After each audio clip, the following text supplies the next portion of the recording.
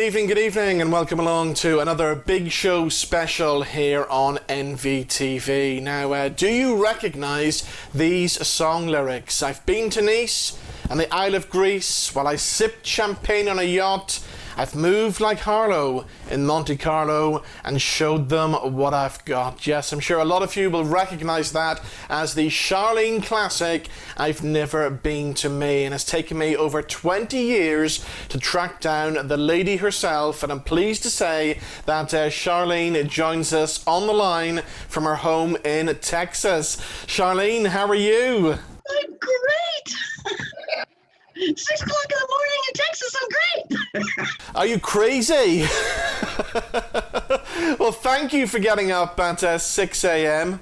I got up at 5:30. So are you a morning person? Because you're looking absolutely amazing. Yeah, no, you know what? I kind of am. Yeah, I kind of start fading kind of late at night. I'm like, no.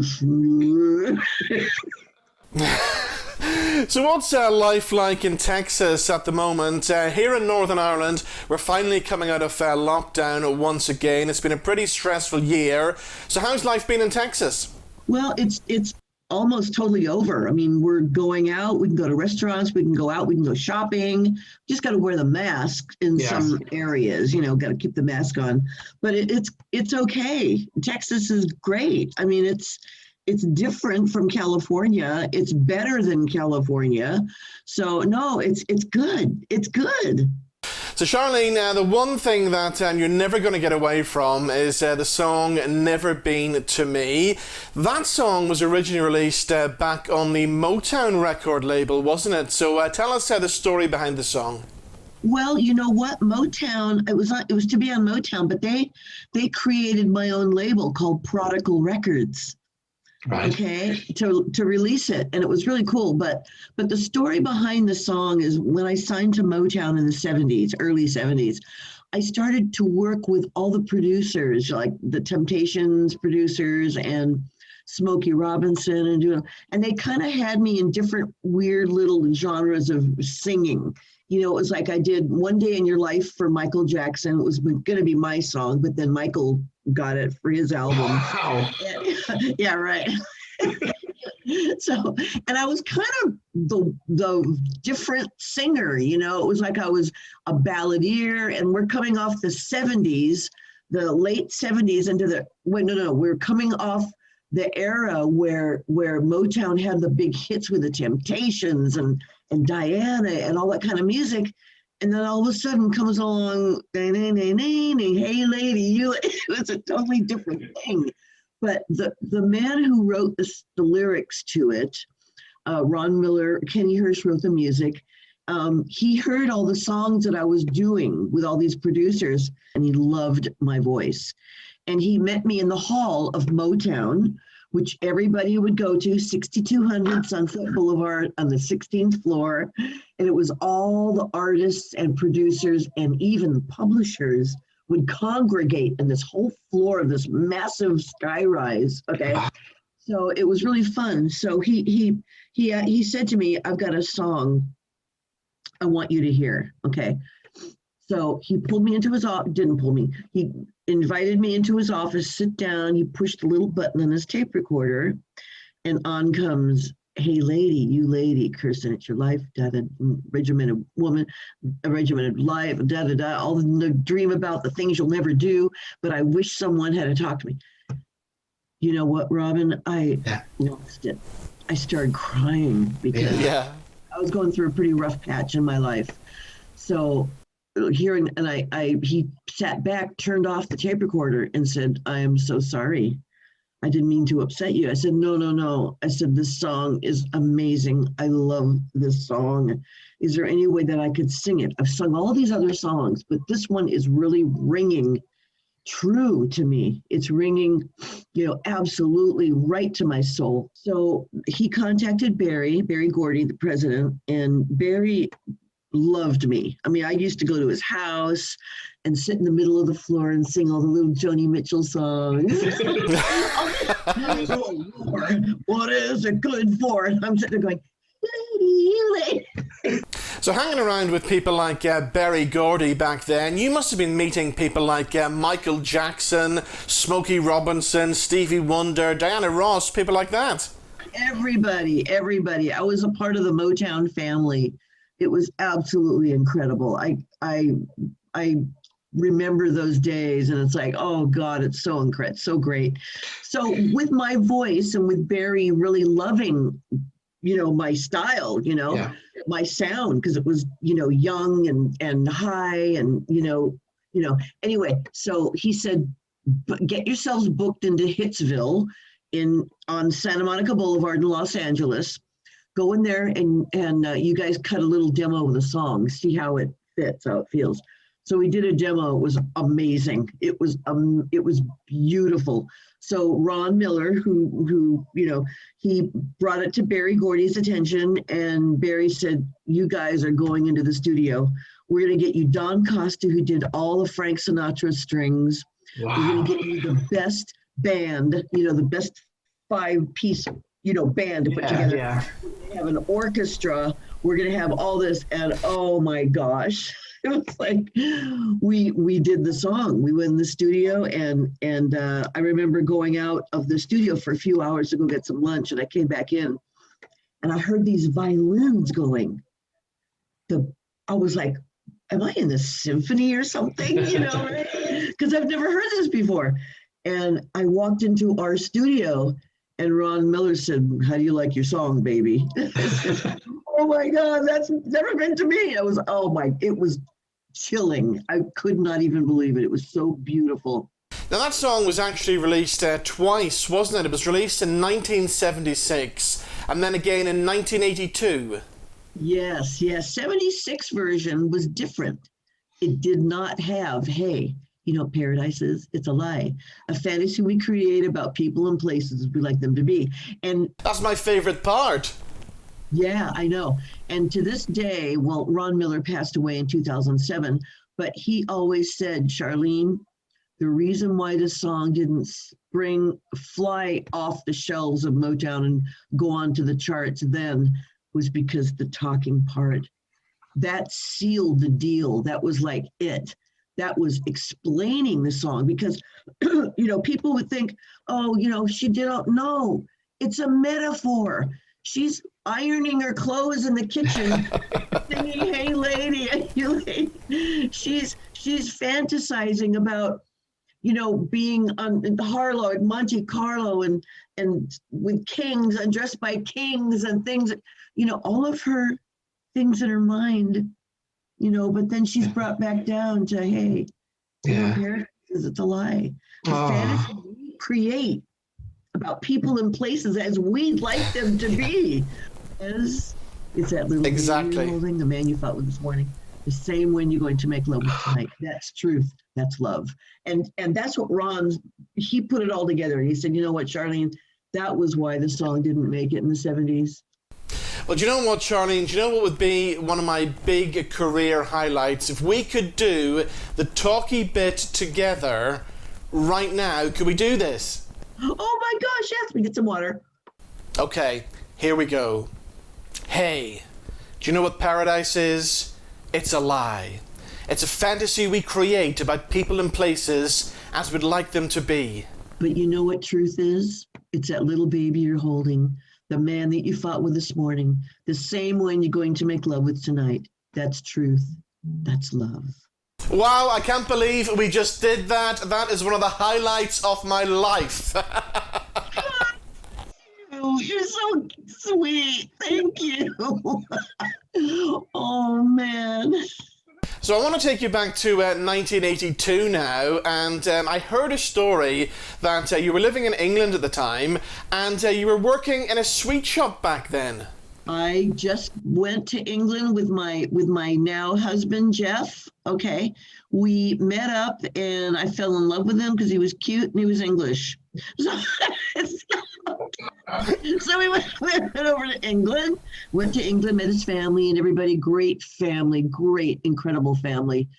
So I wanted to work. I was basically kind of done with music. I mean, not done, but kind of like, just kind of burned out. So I said, I need a job. I need to do something. So I got a little sweet shop that was family run by Jess family on Bow Road. And so I was, selling the candy, cigarettes. People were going, "Oh, you're from America, huh?" And I, "Yes, I'm from America." And it would, spark a lot of conversation because, what am I doing there? My mom called me in the middle of the night, and she said, "Charlene, somebody from Motown is looking for you." And I'm like, "What? Well, okay." So I get all melancholy, and I go back to me sitting in Berry Gordy's house with Sidney Poitier, with the Temptations, with the Four Tops, with the Supremes, with Michael, with Stevie Wonder, with everybody. And I get all melancholy, and I'm like, "Oh my God, that life I left behind," but I kind of walked away, right? And I get all sad. I put "Never Been to Me" on the record player. And I'm like, bawling my eyes out, just getting all emotional. And I'm talking to myself going, "Chart, stop it. No, nothing's happened. It's just coincidence, coinky-dink." So about a week, not even a week later, Jay Lasker, the president of Motown, the president, because Barry was the chairman, called me and said, "Charlene, you're on the charts." Wow.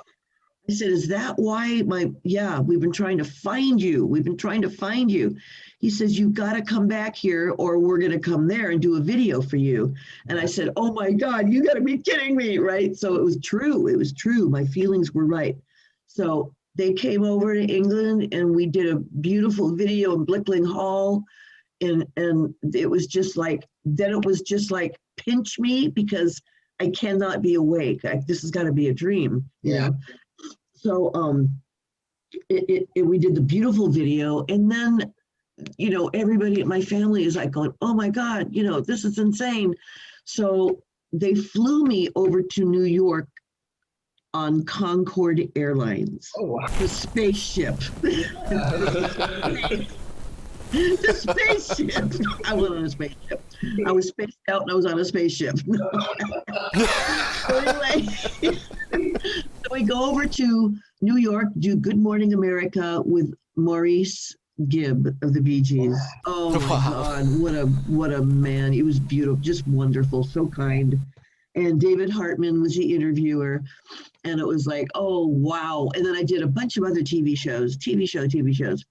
And so I went back to England, and then we gathered up our stuff, and me and my husband flew back to California and proceeded to kind of to digest everything that was going on. And I was like, this is the gravity of this whole thing was just unbelievable. I was like, I couldn't, limousines picking me up, TV shows, this, doing that. Flying to Florida to do the Disney World, and then did Disneyland and did all this stuff. It was amazing. It was like, it was incredible. So that was my new life, and it caught me off guard, big time, Robin. It caught me off guard. I was not ready. I did not know how to handle this. But did you get the chance to sip champagne on a yacht? Oh, yeah, I know. Well, I sipped champagne on Concorde. Wow. This is even better than a yacht because I'm up in space. Okay, let's stay with the 1980s, because is it true that you were offered the Pat Benatar classic, We Belong? Oh, God. That was so sad. The guy, Eric, I can't remember his last name, but Eric, who wrote the song, came to my house in California. Yeah. And he said, "Charlene, I've got a song for you. You'd be great singing this." So he played it for me. And I said, the demo was awful, but I could hear the melody. I could hear the lyrics. I loved it. Yeah. So I brought it to my team at Motown, who were putting together my Hit and Run Lover album. And I said, "I've got a song, you guys. I've got to do this. The writer wants me to do it. It's fantastic." So they were like, "No, this is not for you. You couldn't." And I sang the death out of that song. Yeah. I sang it great. I gave it a different flair than Pat Benatar did, but it was beautiful. And they said, no, that song's not a hit. And I'm like, I love that song. I want to do it. And they wouldn't let me. That's where you have a problem with creative control. Yeah. When you're on a big label, you don't have the control of your creativity. You've got to do what they want you to do. And they believe that you can do something that you believe you can do and that you can't do, and that song I could do. And so they kind of put it. So were you always destined to become a singer right from an early age? Did you come from a musical family? Well, deep in the roots of my family, yes, there's a lot of musicians. My uncle was a jazz singer. He sang with Count Basie. He did a lot of, he was pretty famous in his day. He's passed on, but a jazz singer. My sister sings. She used to do like clubs and jazz kind of singing. And then my grandparents were musicians, and my father could do opera. My father could sing opera. He was amazing. He's way passed on, but just incredible. So there's always been a music, but me, I was such a rebel in the family. I would sit up in my bedroom and put music, like songs, like Whenever the Love Light Starts Shining. Of course, the Supremes, my favorite song. And I would turn the echo where the voices would go away, and I would hear just the track. And I was like, wow, listen to this, listen to the drum, listen. So I loved it from such a young age, and always loved to sing. I didn't think I could sing until you want to hear how I got into singing? Go for it, yeah. My first husband, who is not very nice, he pulled me aside and said, my friend just wrote a song called From Your Lips to God's Ears. And he wants you to sing it, and I want you to sing it. I said, me sing? I don't sing. I used to sing, put Diana Ross on and sing along with her. That's all I sing. Or Paul McCartney, that was who I sang with. So he goes, well, the Studio Times book, we're going to go, let's go in. Here's the lyrics, learn the song. I said, oh, it's pretty song. So I go into the studio where the speakers were the size of my house. Okay, huge speakers. Would kind of blow your head off when they play it, right? So I go into the sound booth and I sing along with it. I sing the song from what I remembered, what I memorized and all that. And they stopped the tape and they sit there and looked at me. And I'm like, what did I do? What I do? And they go, come in here. And so I go in, I go, what did I do now? What did I do? They go, listen. They put it on and I listened to it. I was like, oh my God. That's my voice. They go, yeah. I was like, oh my gosh, it's really good. I didn't know I could sing. Amplified thousands times bigger than when you're sitting in the kitchen washing dishes, So how did Motown come along then? How did you get that break at Motown? Okay, I was at a party and my ex-husband played guitar and I sang. And we're doing our little little songs that we wrote and things like that. And a lady came over to me, her name Nancy LaVisca, who was Sammy Davis Jr.'s press person, right? And she came up, she came up to me and said, hi, my name's Nancy. She goes, I love the way you sing, right? And I go, oh, thank you, and she goes, do you have any demos or anything? I said, yeah, well, I have one called For Your Lips to God's Ears. And I have another one called Sweet Sad Clown that was really beautiful. It was a production and it was gorgeous. I don't remember either of these songs. I could never sing them, but that was back a long time ago. So she said, I work with Motown and I'm dating Berry Gordy for Motown. I said, you mean the one that knows Diana Ross? I said, yeah. She said yes. I said, oh my God. Oh, okay. So I'm freaking out because I loved her music. I loved her. So she goes away, takes a little demo that I had, and I don't hear from her for a while. And I'm like, oh yeah, fine, whatever. And so she calls me. She goes, Charlene, Berry Gordy wants to meet you. And I said, what? He was doing the movie Lady Sings the Blues with Diana Ross. Wow. So he was doing the movie at Warner Brothers. So she goes, yeah, put your finest clothes on. And remember, I'm a country girl. Yeah. I live on a little farm, and I wear my overalls and my cowboy boots and my 10-gallon hat. And that's how you did the audition, yeah? Well, I didn't have the hat, but I had the cowboy boots and the overalls. And I walk into Warner Brothers commissary with Barry Gordy, Barry Dillard, who was like the big executive, Diana Ross, and they're sitting there, and I'm like, oh my God. I turned to wood. I turned into a piece of wood sitting there. I wasn't even.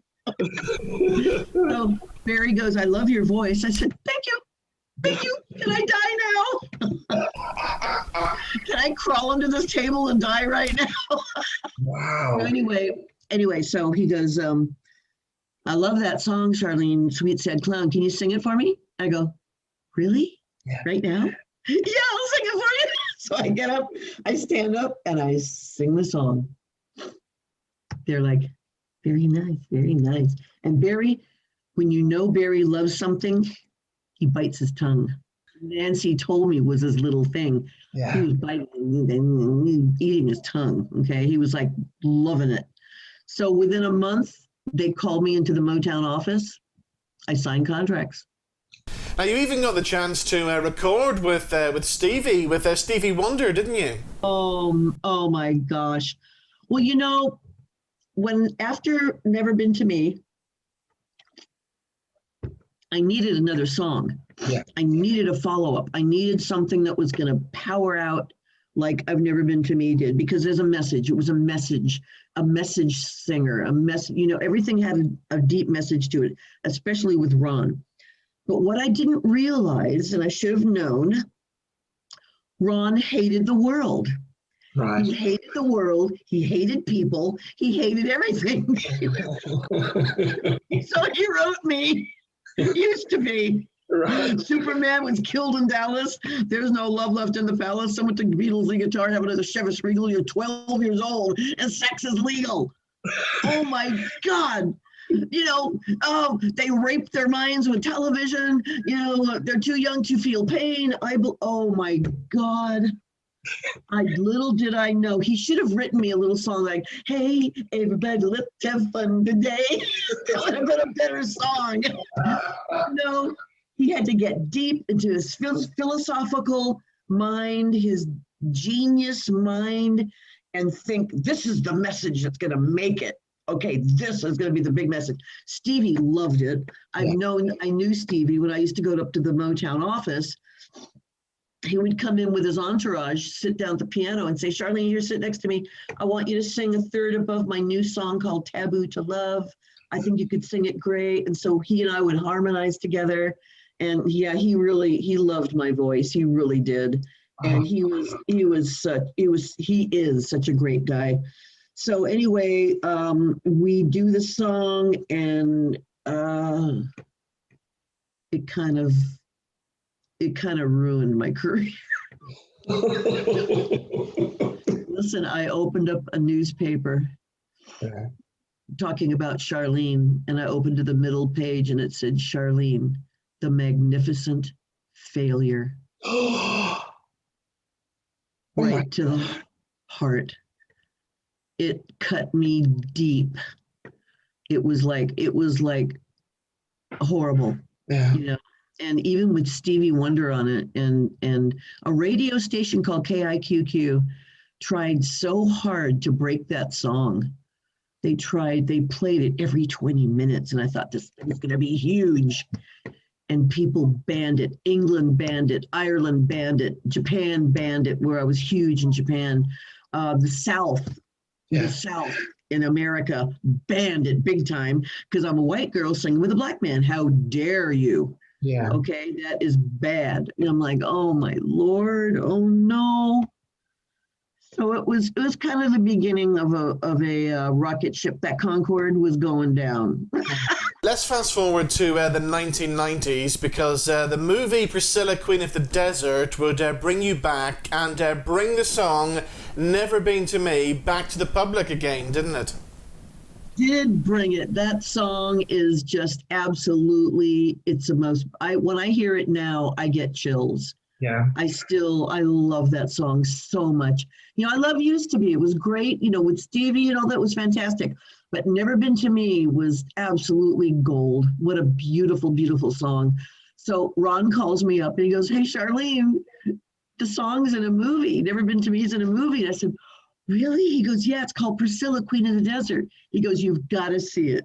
So we go, I think we went to the theater. I think I went to the theater, saw it, and I was just, oh my God, this is brilliant. It's brilliant. I love it. So Hugo Weaving walks out on stage, and I'm like, oh my God, I couldn't believe it.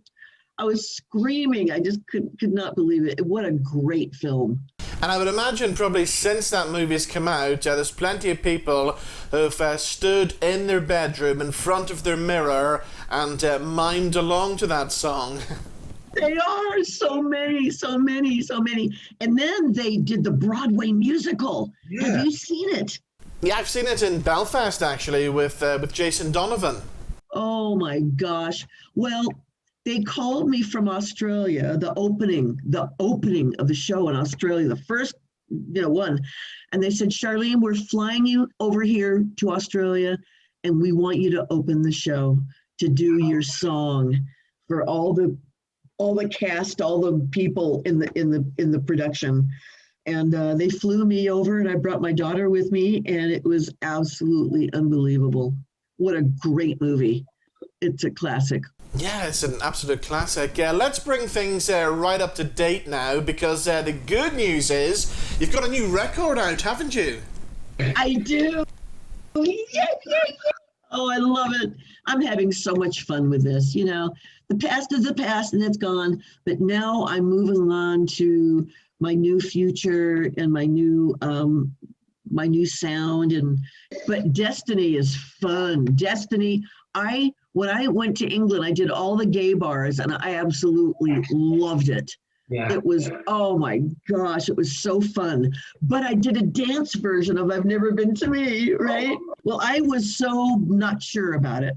But when it would open up in the clubs, I've been to paradise and I've been to paradise, right? And people were kind of dancing, what is this? What is she singing? And then that would end, and then the ballad. They would scream. Oh my God, that was it. They loved it. Wow. And it was fantastic. It was moments, so many moments I shared. Yeah. It was just fabulous. So what's in store for you next then? Have you got any big ambitions left? Well, you know what? I've been approached by Anthony Miller. He said, "Charlene, you have got to do a one-woman show with this song." And I said, "Oh my gosh, Anthony, you're right. Yeah. Yeah, you got to do that. Yeah. So I've got to put it all together. Figure out how I do it, how, the music I've been thinking about the pin spot on a black stage and just, hey lady, the story of my life. I think it would be really, really fun to do it. And when you get it all together, you got to promise, you got to come to Ireland, you got to come to Belfast and do the show. I want to do that so bad. I want to do it so bad, man. I've got to make it happen. I've got to, Robin. I have to. So once you've got the show ready, you got to come to Belfast. I am going to make that happen. Once you're on the road, I promise we will have a Belfast date. Oh my God, I love it. You're awesome. You're beautiful. You're wonderful. I can't even tell you enough. Oh my gosh. Well, That is so amazing. Now it's up to me to get my butt out of the hut and do it. I'm a teacher right now. I teach little kiddly widdlies. I teach I teach kids piano and singing. It's so cute. I work at a school called Creative Soul School of Music. We have drums, bass, violin, cello, flute, horn, saxophone, everything. We do performances.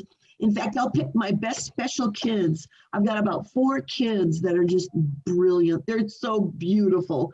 And we're going to do a big recital at the Will Rogers Memorial in June.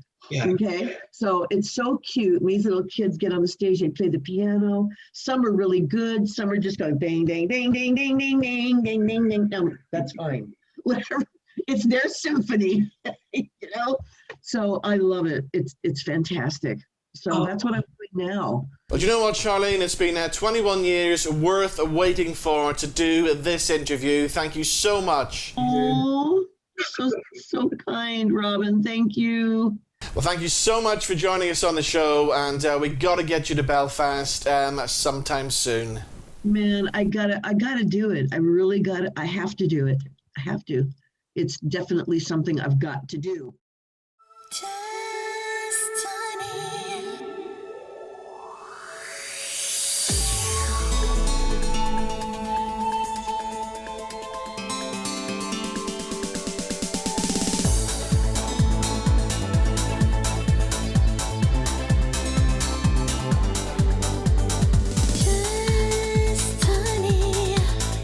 He's knocking at my front door, tempting me like